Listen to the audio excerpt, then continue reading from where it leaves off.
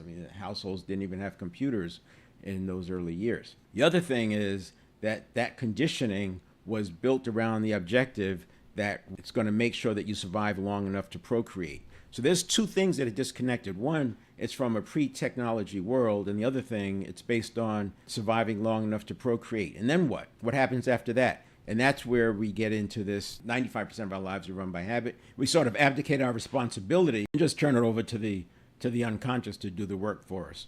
So I titled it Neuroplasticity is Our Friend. The reason is because neuroplasticity says the brain we are born with does not have to be the brain we die with. We can change our conditioning. So the same way that 0 to 7 conditioning was set for us, and it's based on over 40 years ago, and it was based on a different model or paradigm, which was to keep you alive long enough to procreate. Well, now, if you're thinking about a phase 2 and designing your life, you can recreate your conditioning to match and be aligned with the design. I like to think that after you do that, you're still going to be running your life 95% by habit, but there'll be habits that work for you.